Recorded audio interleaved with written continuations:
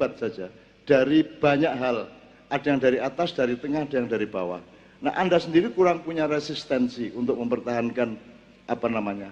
Lu gak ada masalah di Jombang itu Mojowarno itu gereja tertua di Pulau Jawa.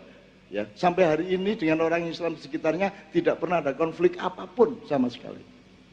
Tidak ada masalah. Apalagi kalau mayoritasnya Islam, yang lain pasti akan selamat. Meskipun saya tidak akan melanjutkan kalimat itu. Kalau yang mayoritas bukan Islam, baru orang Islam punya masalah kan begitu. Menurut saya Mas berangkatnya gini, itu semua akibat dari ketidakadilan. Kamu jangan ngomong gotong royong, jangan ngomong kerukunan. Itu cuma akibat. Kalau adil satu sama lain, kita pasti rukun, pasti gotong royong. Nggak bisa kamu bangun gotong royong sementara ada yang curang, ada yang tidak adil. Betul nggak? Nah, tidak adil itu bisa polisi pemerintah, bisa aplikasi pembangunan, bisa sikap sosial, bisa perilaku budaya dan seterusnya. Selama keadilan itu tidak berlangsung, maka problem akan banyak sekali dan jangan dipikir borok itu masalahnya, borok itu akibat dari data yang tidak benar, gitu loh Mas. Ya Mas ya. Jadi menurut saya nomor satu memperjuangkan keadilan aja. Yang lain-lain itu akibat kok, gitu loh Mas. Saya tidak pernah ada masalah kok, maknya tidak pernah ada masalah toh. Anda di Bang-Bang Wetan sampai pagi, apa pernah tahu di samping Anda agamanya apa? Karena masalah. Dan sejak dahulu kala tidak ada masalah di Indonesia. Itu bikinan mereka. Kita ini bangsa, jadi di dunia ini Indonesia, utamanya Jawa dan Islam yang harus dihancurkan oleh sekutu-sekutu dunia yang dipimpin iblis dan dajjal, gampangan ngono lah. Jadi sejak perang salib, kemudian hancurnya, dia dikepungnya dan ditawurnya Ottoman, kemudian Arab Spring sudah selesai, sekarang giliran Indonesia harus dipecah belah. Jadi Anda jangan mau terpecah belah. Dan Makkiyah ini kan sudah terbukti bahwa kita, Makkiyah itu disukai oleh orang Buddha, orang Konghucu, oleh orang Kristen, tidak ada masalah. Orang miskin, kaya, semua tidak ada masalah. Pejabat juga nggak kita marahi. Kita tidak benci kepada pemerintah. Kita mengkritik apa adanya kalau pas harus mengkritik, kan begitu. Karena masalah Mas. Sekarang nomor siji adil tak adil menurut doa. Ikut doa perjuanganmu. Cara mananya itu tok. Kalau ada yang tidak adil pasti gak gotong royong, pasti imannya yang modern, apa ae. Jadi keadilan itu adalah titik tengah dari Asmaul Husna. Keadilan itu titik tengah dari semua persoalan. Adil itu kalau diaplikasikan gini wes kayak sinau ya, Didik ya. Adilku nek sol ya sol. Nek sole rodok munggah didik pales. Jadi keadil. Jadi dalam musik yang di dalam kesenian adil itu namanya pas. Nek ono sitok mlero titik nu wis rusak kabeh. Aransemen. Kalau dalam olahraga adil itu sportif. Gitu. Kalau dalam akhlak adil itu jujur. Kalau dalam politik adil itu gembira, rakyatnya gembira apa tidak? Kalau rakyatnya gembira berarti adil. Menurut ukuran iki atu-atu. Kan gitu. Untak adil apa tidak? Mahasiswanya sumringah apa tidak? Kan begitu.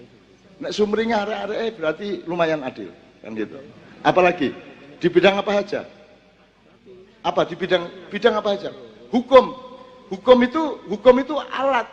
Dia itu produk dari keadilan, bukan hukum itu subjek.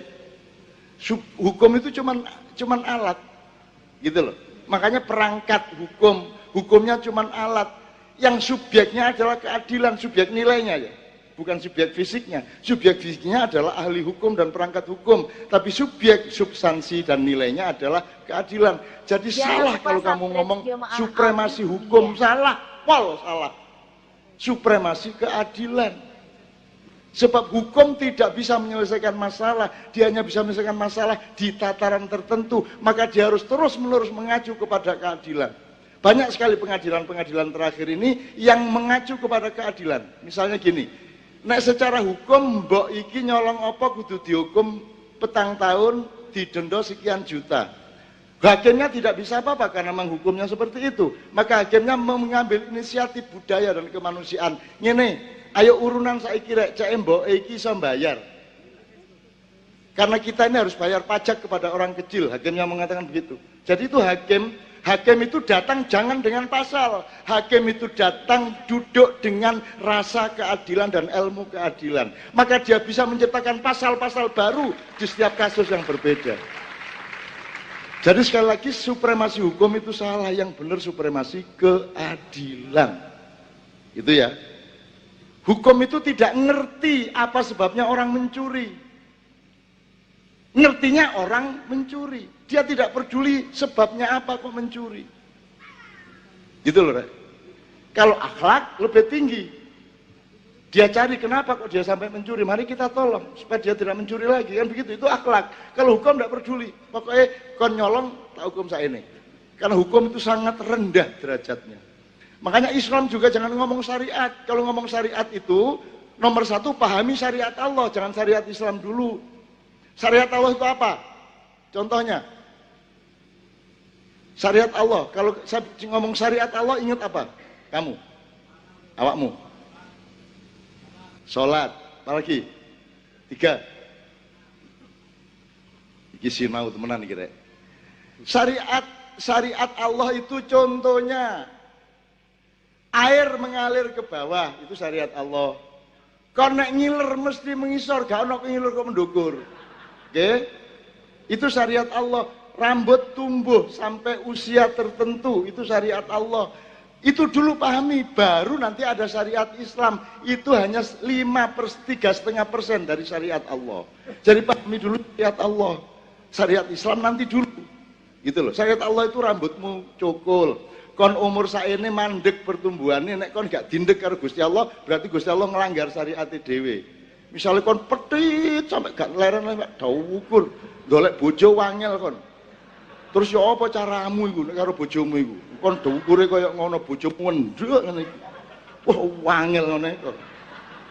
Itu syariat Allah. Daun-daun bergoyang itu syariat Allah. Jadi temukan syariat Allah di alam dan di dalam dirimu. Detak jantungmu itu syariat Allah. Baru setelah kamu paham syariat Allah fi anfusikum wa fil afaq, di alam semesta dan di dalam dirimu, baru kamu bisa menemukan syariat Islam. Kenapa kok harus sholat 5 kali sehari?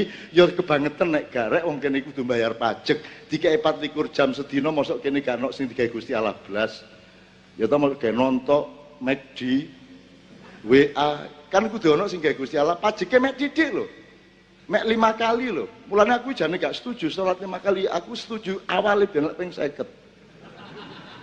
Kapan-kapan aku kepedhuk Gusti Allah sampean balekaken ping 50 ya bongko arek-arekan. Bayangno kait sembayang subuh adus sembayang meneh. Sarapan kait separuh sembayang meneh. Kok kait nang kampus gurung tutuk nggone mampir musala sik sembayang meneh. Pokoke ping 50 cek mate arek-arekan. Kenaan ping 5 ya. Nah, itu syariat Allah Mas Yaki ya. Jadi saya ingin mengatakan kepada Anda, tolong pelajari anatomi hidup ini. Endi ndase, endi dodone awake, endi sikile lah ngono sih. Ojo nglemprek kayak sarung, harus punya anatomi. Oh, kayak njahit baju lho nek karo celana. Iki bagian lengene, iki bagian kerahe, lah ngono. Iki bagian benike. Ini sekarang pemahaman kaum intelektual terhadap hidup dan Indonesia juga kayak sarung ngelemprek. Gak jelas lor kidule.